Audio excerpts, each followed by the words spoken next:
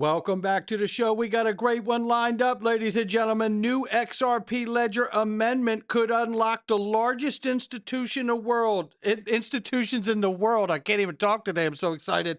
Are you ready for mass adoption from the top down? Oh, we're about to show it to you. Somebody roll that beautiful intro.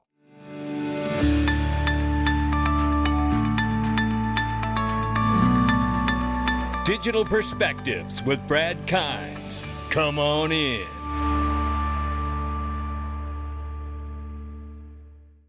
Welcome back to the show. You can follow us on X, YouTube, and DigPerspectives.com for exclusive content. Right now, $3.98 trillion market cap for crypto. The market's off 3%. Bitcoin, 115,000 plus. Ethereum, 4,300 plus. XRP, 299. We're 4.2 off on the 24. We're 6.7 off on the 7-day. Looking at the range of price, ranging between 295 and 315. We know between 265 and 365, just call it, that is noise just bouncing around in a channel. So we're not negative. I mean, we are on the numbers on the chart, but we're not in a negative sentiment. We're still bouncing around in a noise channel of a bullish area. So that's the best way to say it. Let's get started right here. Ladies and gentlemen, it's iTrustCapital.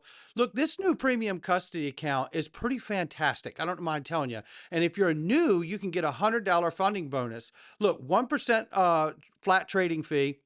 No monthly charge, institutional grade custody, award-winning US-based support. And here's what they've done. This is what's different than being on a regular exchange of some kind.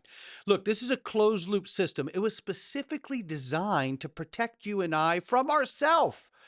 Look, I've been hacked before, and if you have, or if you're just scared of being hacked, this is what they've done. They've created it so you can put your cash and crypto in. You can trade on the assets inside the platform as much as you want, but when you come out, you can't come out in crypto. You have to come out to cash, and it can only go to your checking account. So God forbid, if you clicked on something you shouldn't have, if you talked to somebody and gave them information that you shouldn't have, or whatever else, or a text message, or whatever it was, this can help save you and I from ourselves. I tell you, I'm always looking for peace of mind in this space. And you guys know where I keep my assets give me peace of mind. That is first order of business. And that's security, security, security. I have it here with my IRA, and I know I'm going to have it with my PCA as well. And you will too. Click the link underneath the video and get started. iTrustCapital.com/XRP Army and use the code at the bottom, XRP6, and get started today. Yeah, link under the video. Okay, here we go. Listen to Michael Saylor. Good gracious here.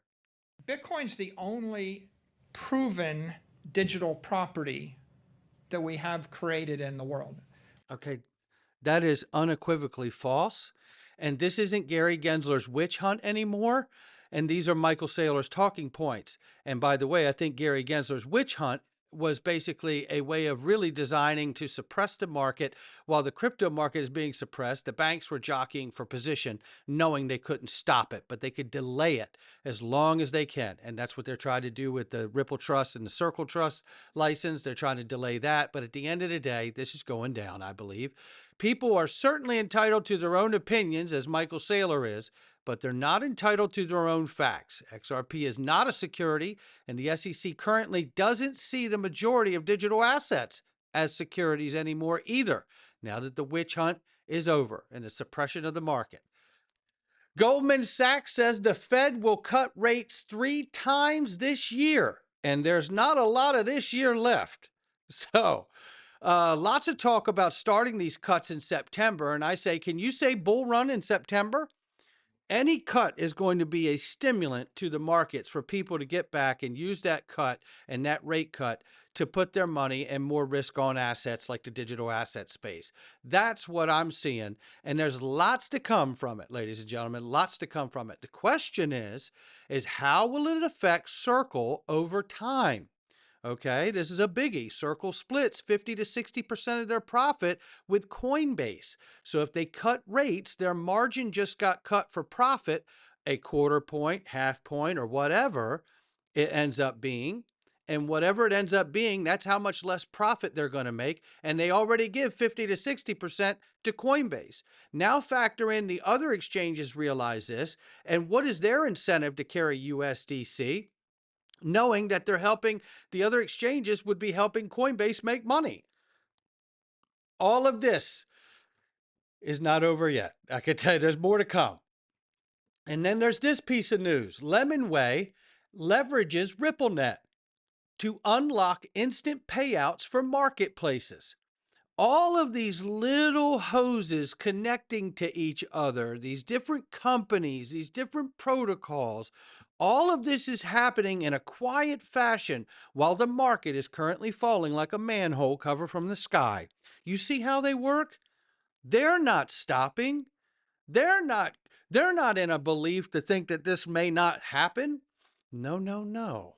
And therein lies where, it's a moment like this. And I saw a post from Digital Asset Investor, shout out to him, talking about he had a great conversation with his son and he was explaining to him about investing, and rightfully so. He's like, this down market we're in right now is where real wealth is made, because it's where the people who aren't scared and done the research and work know where they want to put their money, and they're doing it in a down market, because you can never truly guess the complete bottom and you can never truly guess the complete top.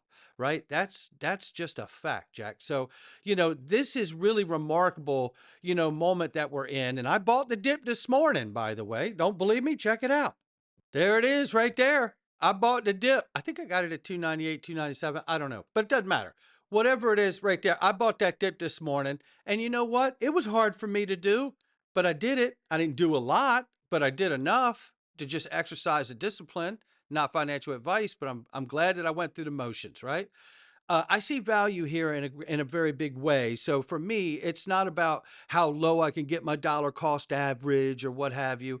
I'm just trying to accumulate as much assets as I possibly can before all the legislation's passed and all the massive amount of money comes flooding into this space and changes the prices forever.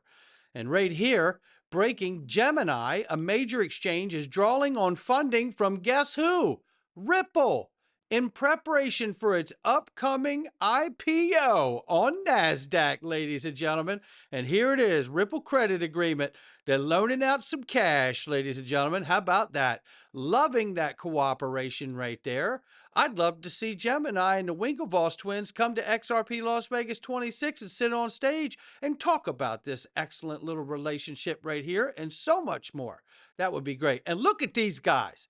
Remember just a few weeks ago when Dom and Phil Kwok, co-founders of EZA, are center stage at the New York Stock Exchange?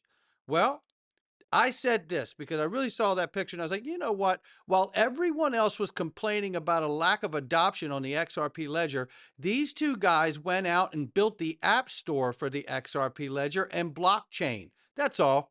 Yeah. $3 to $4 billion valuations where it's at. While everybody else was complaining and saying we were no longer a top tier asset and all this other ridiculous nonsense, these guys were down with head down, shoulder to the grindstone, literally traveling all over the world, literally, and still doing it, right? Shout out to these guys. And then here's VetXO right here, was on stage at XRP Las Vegas. I got to meet the guy personally. I loved it. He's wonderful. Important institutional building block about to go live on the XRP Ledger. Prerequisite for compliant usage. Sorry. Credentials has 28 yes votes. Close to go into activation timer. Among other fixed amendments, credentials are a building block for permission domain decentralized exchange. They enable compliant use of the XRP ledger by institutions. You can see right here, and we're very close to permission domains getting the percentage of 80% it needs, right? So this is getting there. This one needs some more here. But nonetheless, I love seeing all this, and here's credentials down here at 80%. Now, what's interesting about all of this is all of this unlocks permission domains at some point, all of it collectively together, and then allows the institutions, once they can do permission domains, to access the DEX, the decentralized exchange on the public ledger, to begin to make markets. And this is Francis Bovine Swift laying it down. Credentials, domain, and DEX. Bring them on.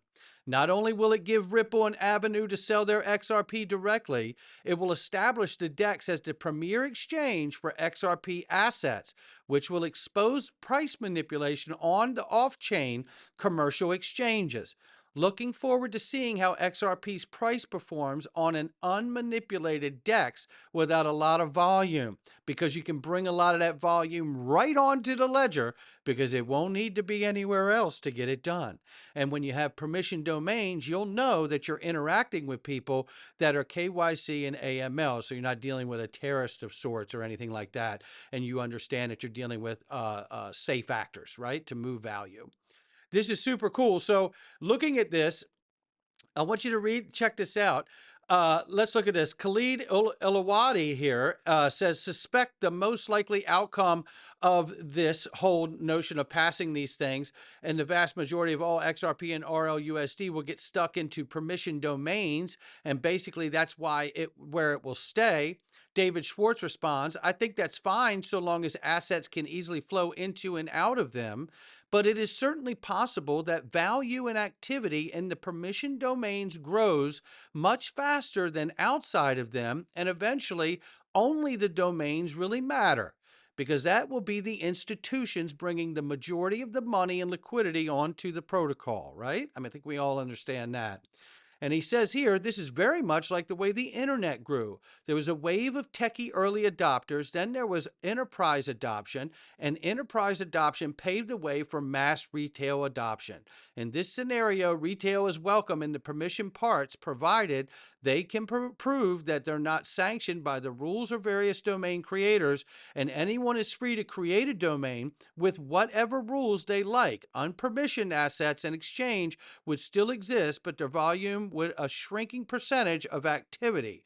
So there you have that. Now, translation from Anders. Let me translate. Permission domains will make it possible for regulated financial institutions to use the XRPLedger decentralized exchange, as I just said.